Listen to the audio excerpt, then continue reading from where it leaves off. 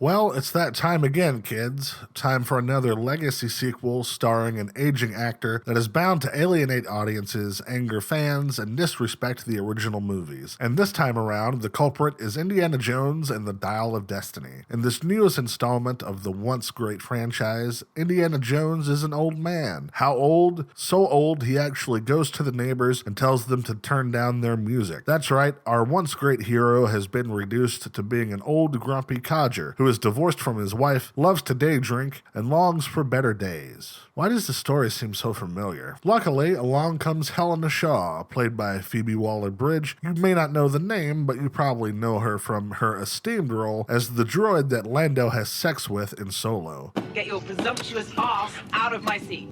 It turns out she's Indiana Jones's goddaughter and the daughter of Indy's close friend, played by Toby Hooper. How close of a friend, you ask? Well, so close that he's never been seen, heard from, or mentioned in any of the other movies. Anyway, she needs his help to find the Dial of Destiny, an ancient artifact that can predict where fissures in time occur because of irregularities in planetary orbits or something like that. It doesn't really matter. And wouldn't you know it, Indy happens to have it in a storage facility after taking it from a Nazi scientist named Voller back in 1939. But it's only half of the dial, and after some Nazis who are led by Voller try to take it, Helena runs off and leaves Indy running away from the Nazis and wanted for murder for some reason. As it turns out, Helena is a real piece of work, and by that I mean... bitch.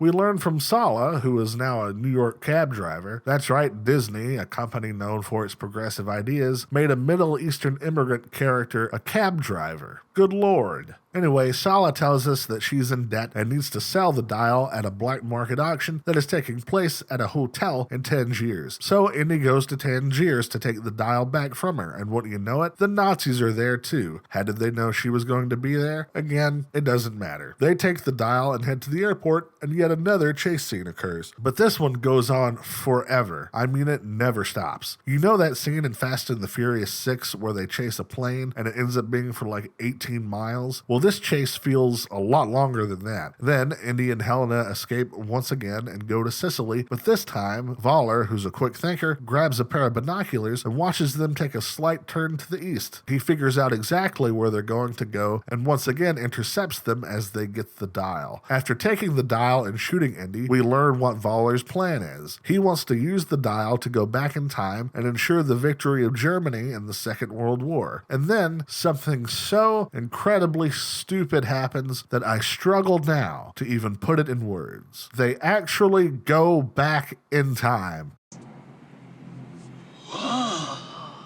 But not to 1939. They go back to the year 213 and witness the Roman siege on Syracuse. I got the pleasure of seeing Nazis do strafing runs on the Roman legion with an airplane and machine guns. For a moment, I thought to myself, I must have gotten into a bad car wreck, and now I'm dreaming this while I'm in a coma, because there's no way anyone could ever see this and say, We did it! We did it! We did it!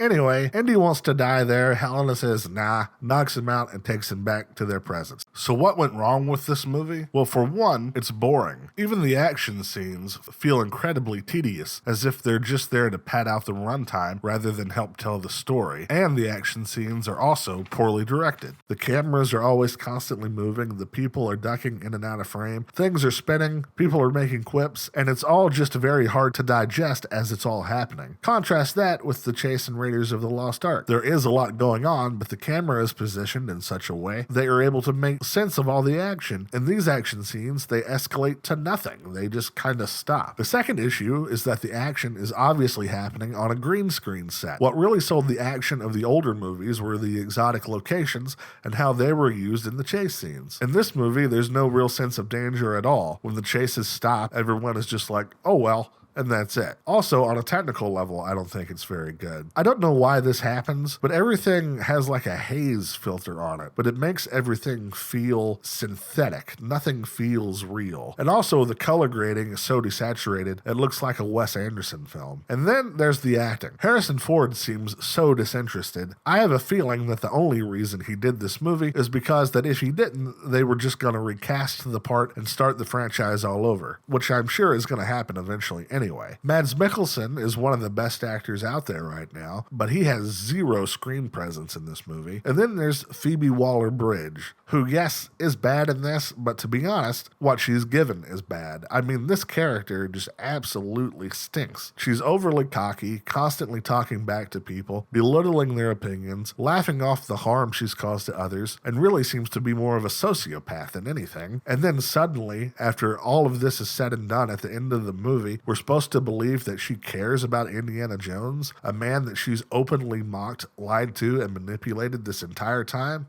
Right.